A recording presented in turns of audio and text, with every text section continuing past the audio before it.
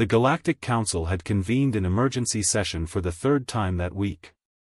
The chamber, normally a place of measured debate and endless procedure, had descended into barely controlled pandemonium.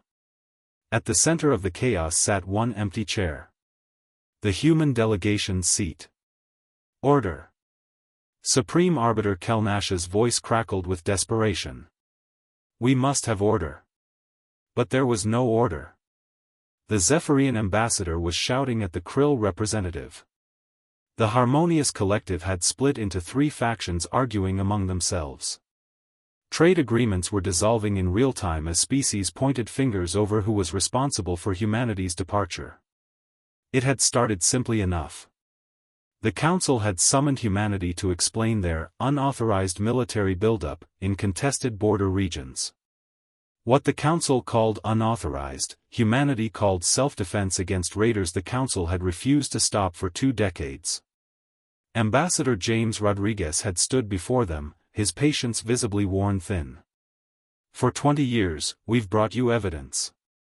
Ship manifests. Casualty reports.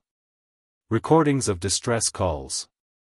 And for 20 years, you've formed committees, launched investigations, and produced reports that went nowhere.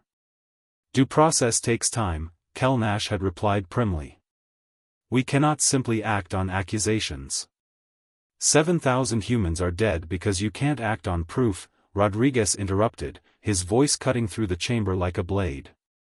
But we're done waiting for you to find your courage. He had placed a data chip on the podium. This contains every piece of evidence we've gathered, every appeal we've made, every resolution you've ignored. Consider it humanity's final diplomatic overture. Final? The word had hung in the air like a threat.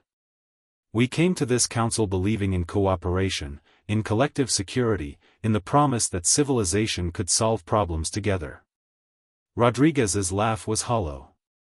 Instead, we found a bureaucracy more interested in maintaining comfortable neutrality than confronting uncomfortable truths.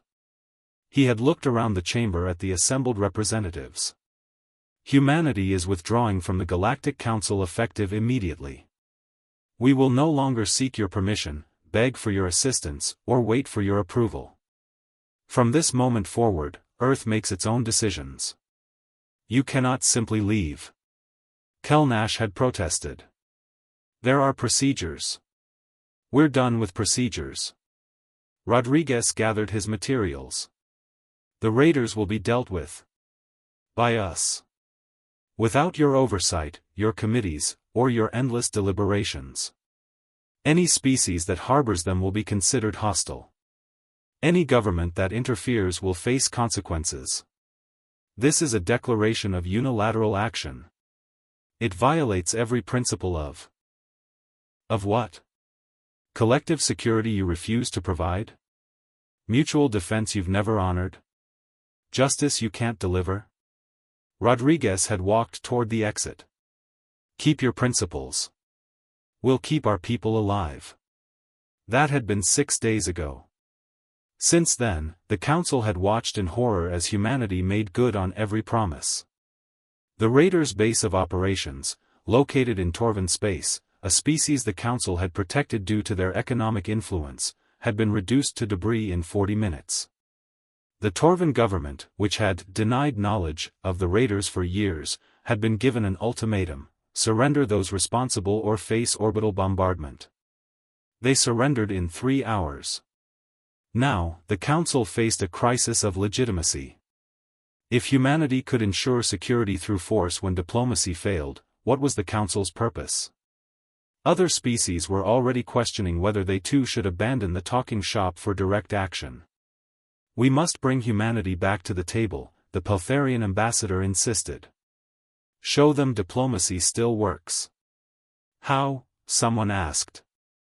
By forming another committee? The laughter was bitter.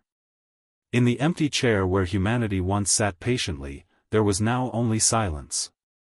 And in that silence, the Galactic Council heard the sound of its own irrelevance echoing through the chamber. The age of endless diplomacy had ended. The age of consequences had begun.